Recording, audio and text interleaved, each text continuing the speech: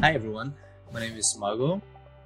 I do video and social media marketing at Unstoppable Domains, and I have been with the company for almost 2 years. In August, it will be 2 years. Well, I was looking for a job first, but why it was so interesting to me is because it was like the first non-financial use case for blockchain and cryptocurrency. Well, cryptocurrency is basically the financial use case for blockchain. But when I came across blockchain domains, I was like, whoa, this is interesting. So you can basically have something that is not a currency on the blockchain. That was one that got my interest like immediately. Um, and then it was actually an interesting product. You know how every time you make a payment, I thought I thought to myself before I even joined or heard about Unstoppable Domains, I was like frustrated with all these long numbers, and I was like, this has to change for us to get to where we want to be, like mass adoption. Nobody likes to deal with like long, complex numbers, and interestingly, that's how internet was in the beginning. You had to type in an IP address in your browser to go to a website, and that's why we have like traditional domains basically. I was always kind of interested in money. I remember having like discussions with my dad when I was younger. I used to like the thing that I remember was when I asked him, I think I was about 12 or 13, like why why can a country be poor if they can like print unlimited money? I was always thinking about why are some economies bad, why are some people poor, why are some people rich, like why is there in life such a bad inequality. And so I was always interested about that. It was kind of, it's probably because of my background. We fled the war in Chechnya. So I was always in back in my head like, why do wars exist? And what do we always fight about? Do we have to keep fighting about it? Can we make like a better system where nobody has to fight, basically? That's one. um, I think another reason why I got interested in crypto is also because I was like an avid gamer, and I think, and it's like a trend that you see in crypto, that a lot of gamers in here, because for gamers it makes more sense. Like every game that has like an in-game currency, and I was really into World of Warcraft when I was growing up. I used to skip school to play World of Warcraft, which I'm not proud of, but it happened.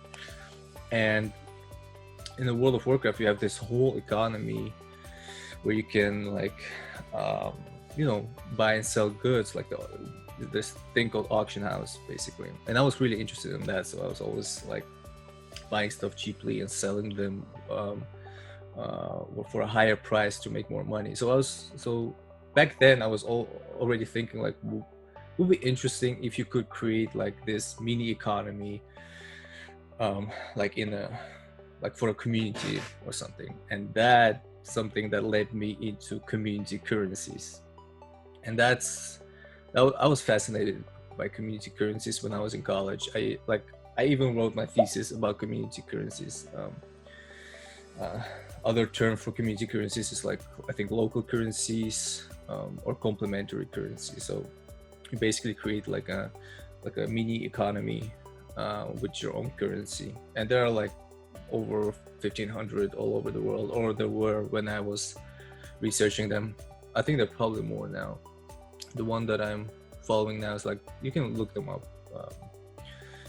There's like Bangla Pesa, I think, that led by Will Rudick, or something. It's an interesting use case that I follow at the moment. And so community currencies led me into cryptocurrencies.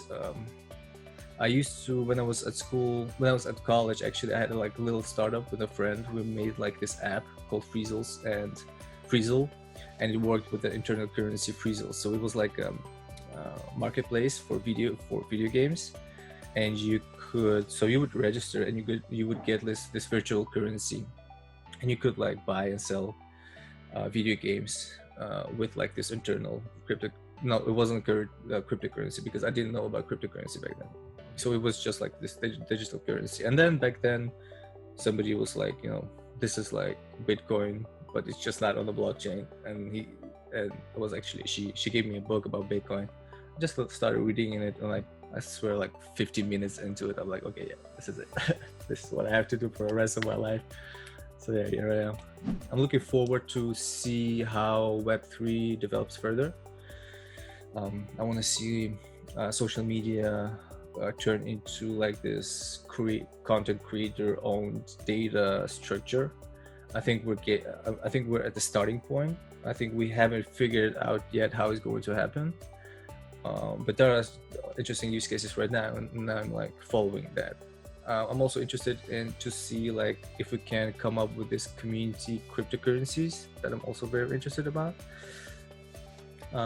I haven't seen any yet, but actually my dream is like to create a community cryptocurrency for like a community or something. That's something it's always in the back of my head. Like, I'm not working on it right now, but that's something I want. And of course, I think a big part of decentralized applications or projects is a DAO, decentralized autonomous organization. And I want to see like a full, like there are already there are like governance tokens that do their job. Like, I'm interested in that as well. I think that's a big part of decentralized project. So yeah, I'm interested to see like how we can improve on DAOs, and what is the best DAO, like how would that function basically. So like I said, like in the beginning, I got a Bitcoin book. I'm not even sure. I don't think it's like a popular book, because I haven't heard about it. Like, I didn't see that book come up with like other resources or like somebody else recommending.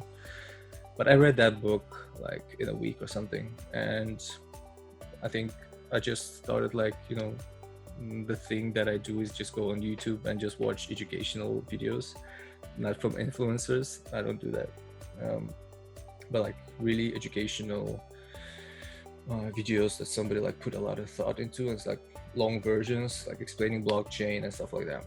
That's what I did in the beginning. Of course, when I got into like full-time when I got into it was like 2016, so there were like a lot of ICOs coming up in 2017. So I read also a lot of white papers to understand like how this project uses the blockchain technology, so you kind of understood like the potential of it, I guess.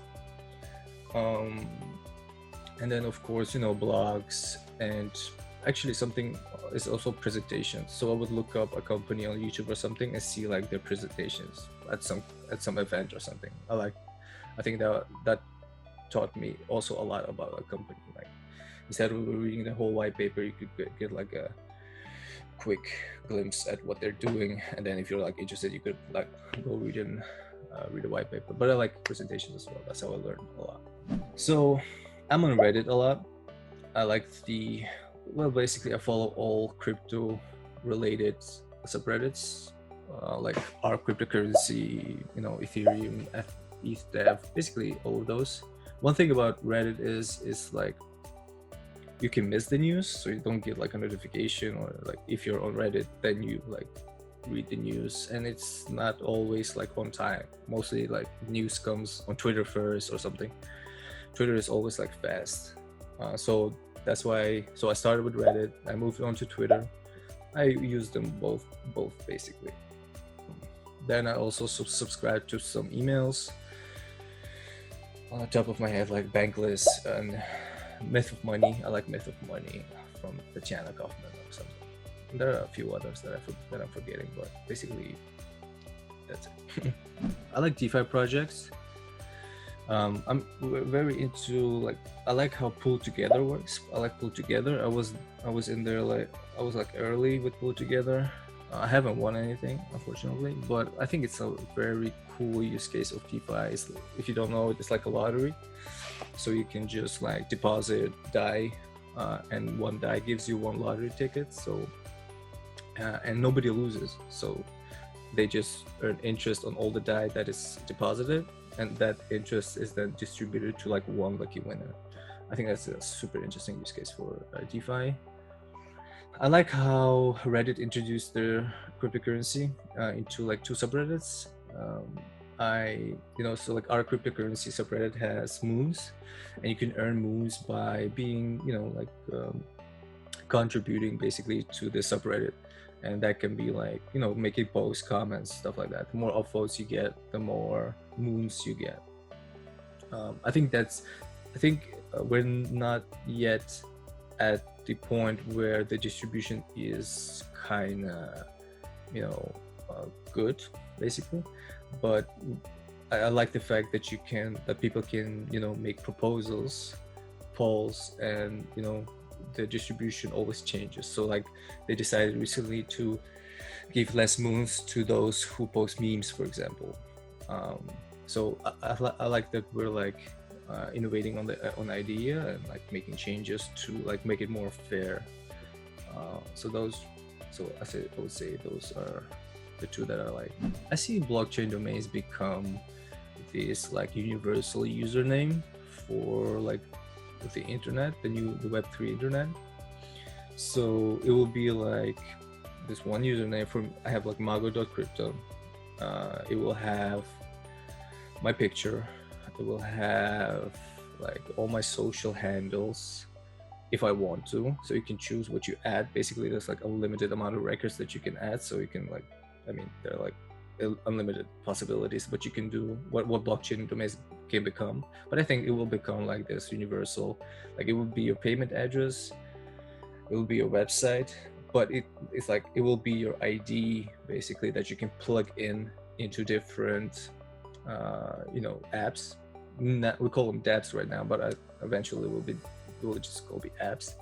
You can just plug in those dApps. The dApp will read your blockchain domain and just like read the necessary data, relevant to the platform you're trying to enter. So, like how you now enter dApps by just like MetaMask, it will be the same, but instead of that, you will just write in mago.crypto and just sign with your address, and that's how you will be able to log in. I think that's the future where we're going.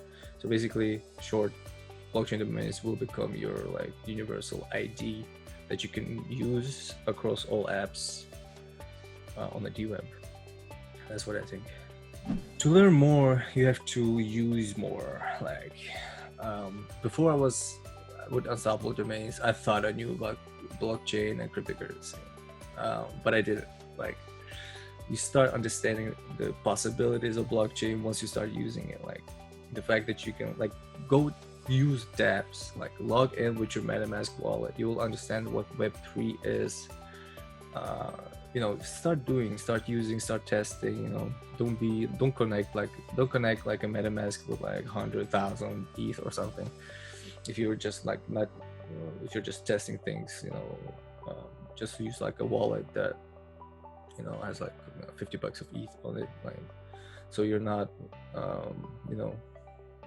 so basically that you're not like going on a website that will fish you or something. So play around as much as you can, and subscribe to like influencers, but those that actually bring value.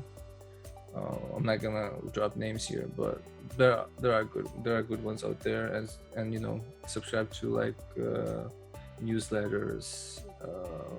I don't know, actually just start testing. That's how you learn. That's how I started to learn when I started doing. You can read like all your life, but you actually have to start using this stuff. Then you start understanding. So yeah, start doing that.